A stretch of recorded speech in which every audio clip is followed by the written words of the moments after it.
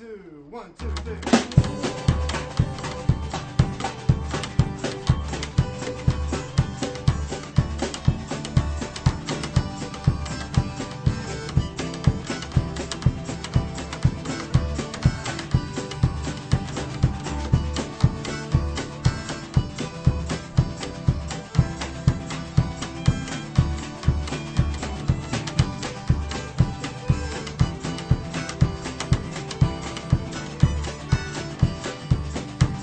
Hello and welcome to Ithaca DSA Presents. I'm Theresa Alt. I'm here today with Wayles Browne, my husband, a socialist, and a human rights activist. So, Wayles, you have put out communications of Human Rights Day. What is that about? Okay, Human Rights Day is December 10th every year. Um, it is a day to celebrate human rights. It's the anniversary of December 10th, 1948, when the United Nations adopted the Universal Declaration of Human Rights. So we should say something about what that is. But first, I'll say that Amnesty International is one of the many organizations that celebrates the anniversary, and the local group of Amnesty International in Ithaca is going to celebrate it not December 10th, because that's a weekday, but December 7th, Sunday afternoon from 2 to 5. And you can write to me for full details. Everyone is welcome. You can write to EWB2 at cornell.edu. That's E as in Edward, W as in Wilson, B as in Baker, figure 2 at cornell.edu for details on the celebration on December 7th. And the celebration, Amnesty's part of the celebration involves writing letters to governments and writing letters to people who those governments have been persecuting. Amnesty's traditional method of working for human rights is writing letters, calling for changes, encouraging people whose rights have been violated. And that is exactly what we're going to do. We have 9 cases this year, that a bit more than 9 people, because some of them involve multiple people. And we're going to be, well, this action is called Right for Rights. Right, W-R-I-T-E, for F-O-R, rights, R-I-G-H-T-S. But originally it was called Marathon Pisania Listów. That in Polish means Marathon of Writing Letters. And it was started in the year 2001 by Witek Chebanowski, a member of Amnesty International in Poland, who decided to call for an action where they would see how many letters they could write in a 24-hour period. So it's a marathon of writing letters. We're not going to give it 24 hours, but we are going to try and write as many letters as we all can in the 3-hour period from 2 o'clock in the afternoon. And I think one bit of the history that you left out was who was behind the International Declaration of Human Rights. Well, we should certainly mention Eleanor Roosevelt, the widow of President Roosevelt, who died just at the end of World War II. But his widow continued to be very active, working for human rights and other social causes in the United States. And she was able to get together a whole committee of people at the newly formed United Nations to put together a statement that would list the human rights that all the countries felt that all people ought to have. in the end, it turned out to be, well, a declaration, which is not quite the same as a law, but the idea was to first get the rights down on paper and then make international laws that would include them. So the declaration came in 1948, 2 years after the end of World War II. Also, 3 years after the Charter of the United Nations.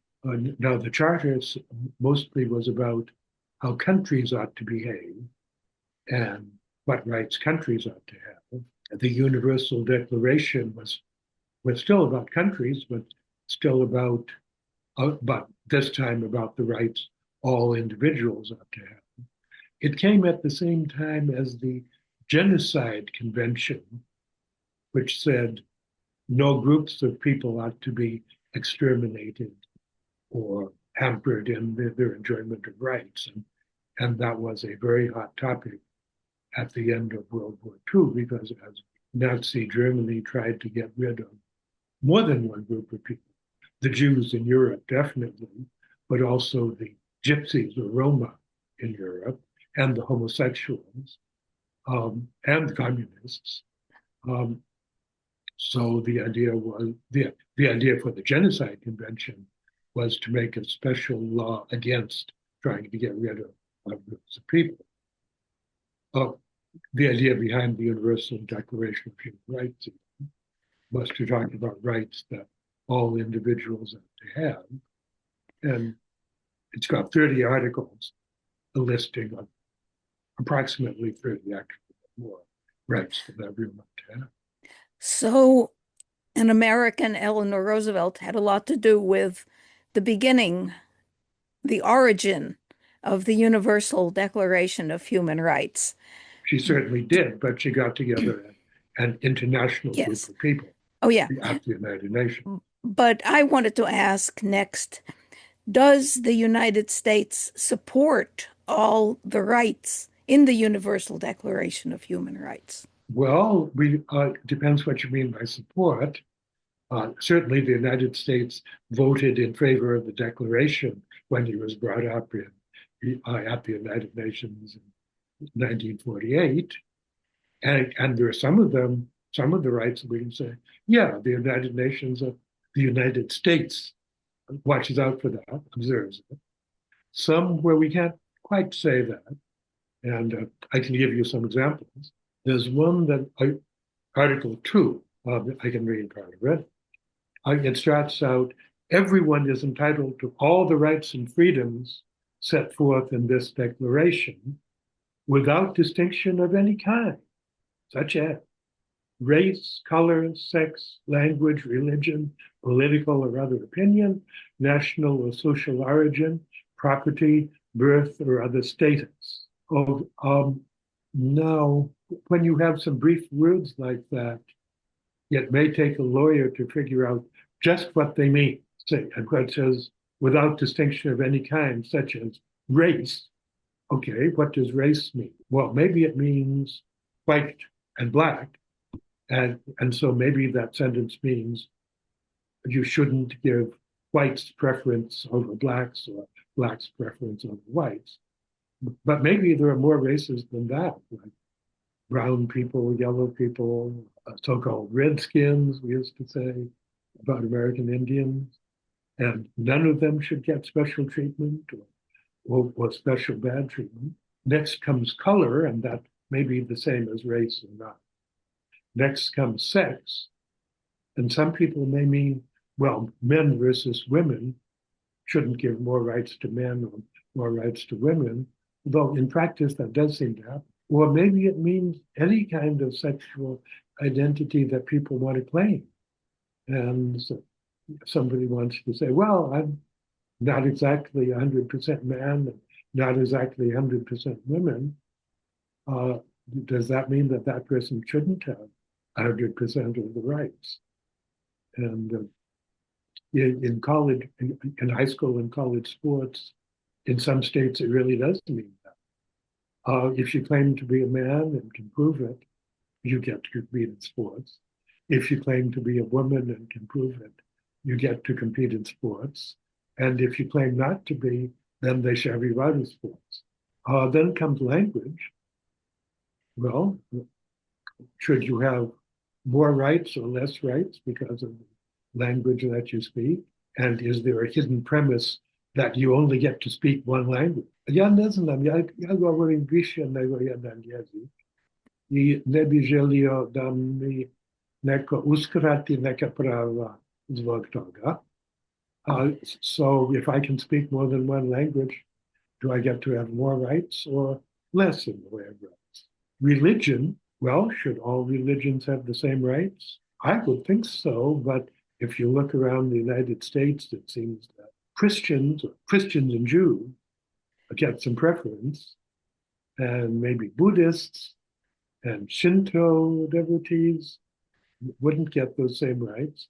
And what about the people that say they don't have a religion, right? No, right? Birth or other status. Well, I don't come from a, let's say, good family with an old reputation. So that does mean I don't get to be in the social register when they publish it. But does that mean I am any less or any other kind? Just a bit more from that same article, Article 2. No distinction shall be made on the basis of the political or jurisdictional status of the country or territory to which a person belongs.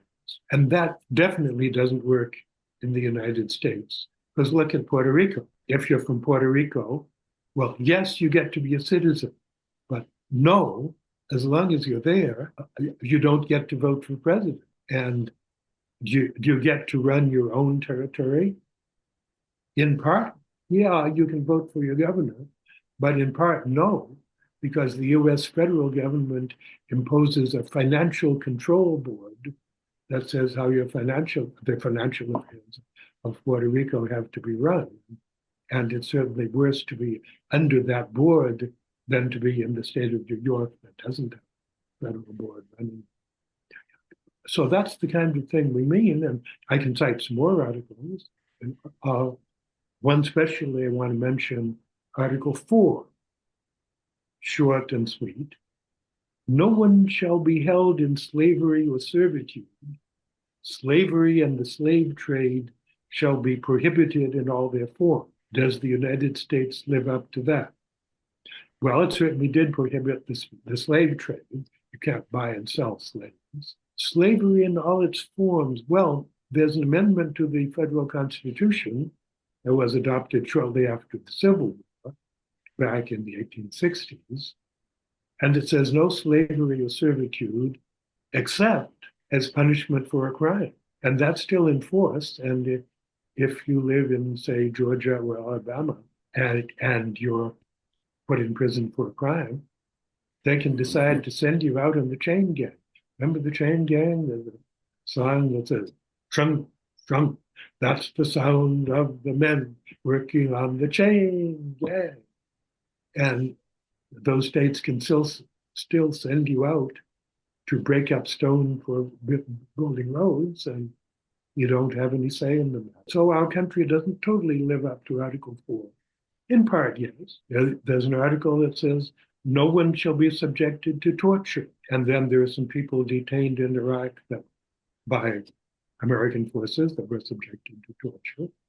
There are some people still detained in Guantanamo Bay that were subjected to torture very definitely. And the United States federal government pretended that the Constitution didn't work on the American base there, but the Universal Declaration of Human Rights is just as universal there as anywhere else. I can give you a few more. Do perhaps a little faster. Okay. Article 9, no one shall be subjected to arbitrary arrest, detention, or exile.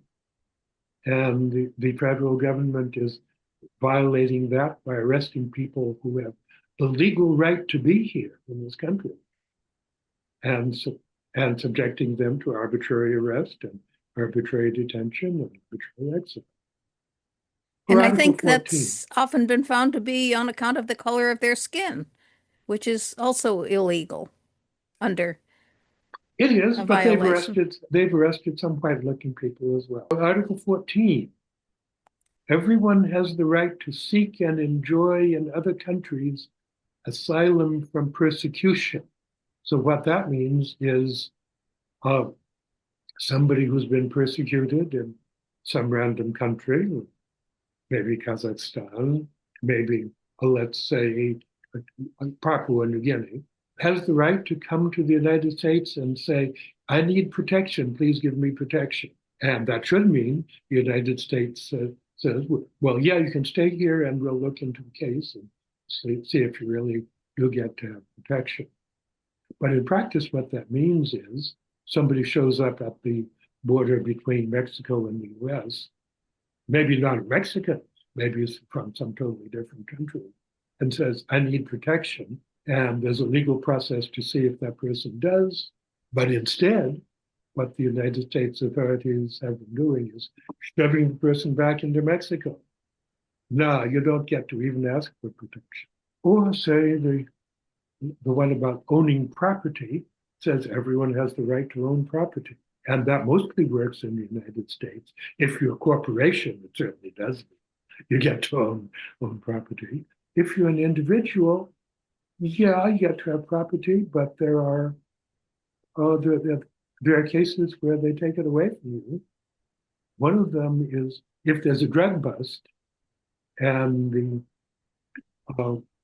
drug enforcement authority finds some property, they get to take it away, even if it's not obviously connected with you dealing drugs. And there's a complicated process to ask to get it back, but they don't necessarily give it back to you in all cases. Like if they find $150,000 in your car, oh, they take that away and they file a civil case that says the United States of America versus $150,000 in US currency. And then it goes to court, and sometimes the court says, you get it back, and sometimes the court says, no, they get to keep it. I can give you even more than that.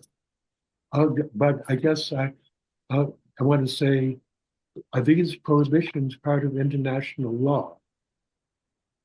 And at the beginning, they weren't necessarily part of international law because international law is based on agreements between countries. Over a long time, there have been agreements, say, between two countries and three countries about what they would do and what they would not do. In 1179, sorry, 1189, there was an agreement between Bosnia and the Republic of Dubrovnik, saying they promised not to hinder merchants from the other location from traveling through their country and selling their wares. So that's an international agreement. And there have been lots of them. But in recent centuries and decades, there's been an actual process for multilateral agreements between countries. Somebody has to write the agreement, and then somebody from one country and somebody from the other country, all the other countries, signs it. And then each country still has to confirm it. That's called ratify. In the United States, they have to send it. Maybe the president signs it, but the president sends somebody, Secretary of State or somebody, ambassador, to sign it. But then it has to go to the United States Senate, and the Senate takes a vote on it. Says, yeah, we confirm it.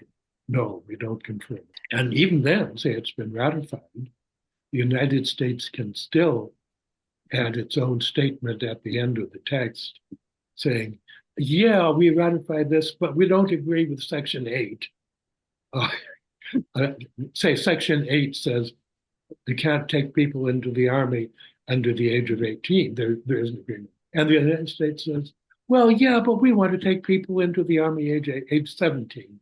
So we're not going to agree with it. That's called a reservation. If you look up, you can look up a lot of different international treaties in Wikipedia. That's a very good source because it gets its data from the United Nations. And you can see what country has put in a reservation to what part of the agreement. And that one is real. The United States really did put in a reservation saying, we don't want to be bound by the clause that said we can't put people into the army under 18 because we want to. You earlier shared with me the list um, of articles that the United States did not always live up to, and but you didn't get down to Article 25, and that's Let's mention one. Article 25. Yeah. This is, again, Article 25 of the Universal Declaration of Human Rights, which was not law at the time it was adopted, but the same requirements have been put into two international treaties that are international law. Okay, Article 25 of the Universal Declaration says, everyone has the right to a standard of living adequate for the health and well-being of himself and of his family, including food, clothing, housing, and medical care. And it says, and the right to security in the event of unemployment, sickness, disability, widowhood, old age, or other lack of livelihood. And okay, well, what does the U.S. live up to? It has a lot of different provisions for people that need food or clothing. There is or housing. There isn't just one. There's a lot of different ones, and it's easy to fall through the cracks in the United States. The right to security in the event of unemployment. Okay, there are different kinds of unemployment compensation and welfare. Some federal, some belong to the different states. Disability, there's social security disability payments, but it's easy to fall through the cracks of those. Old age, there certainly is Medicare for people over a certain age. But the United States isn't very good at providing coverage for everybody. It certainly isn't very good at providing health care insurance for everybody. There are different kinds, and some you have to help pay for.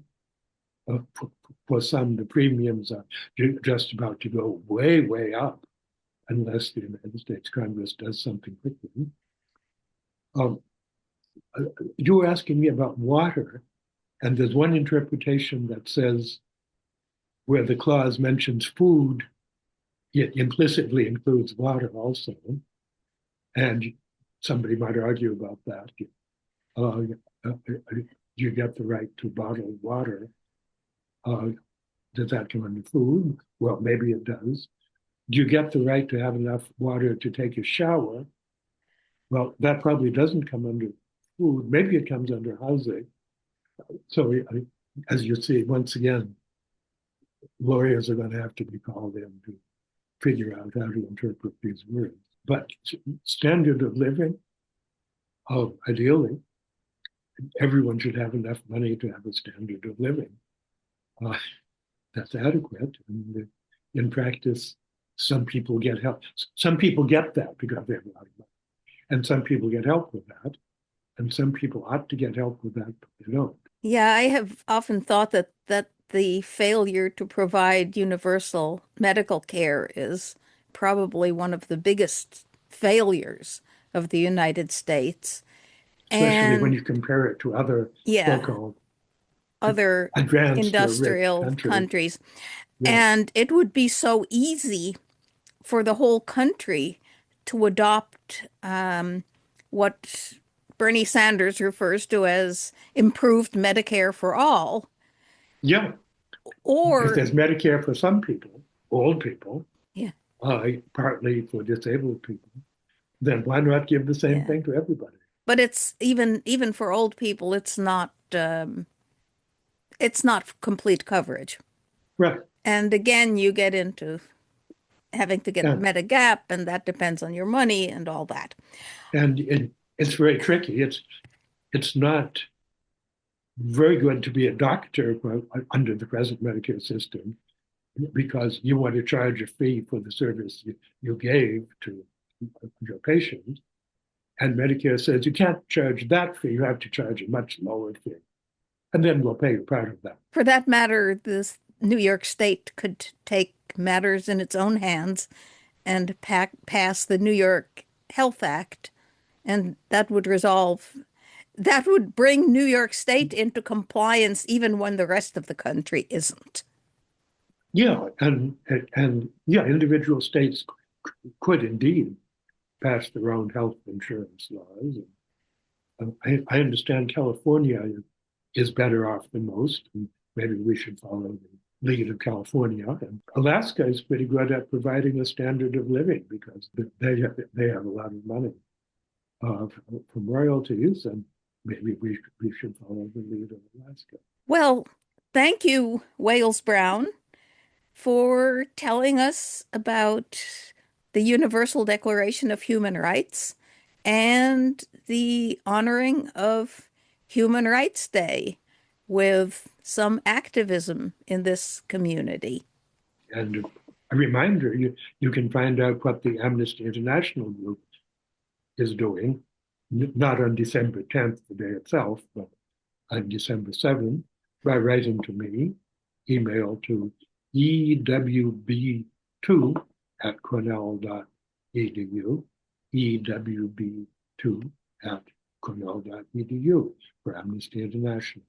Everyone will be welcome. This has been Ithaca DSA Presents. I'm Theresa Alt. Thanks for watching. 1, 2, 1, 2, 3.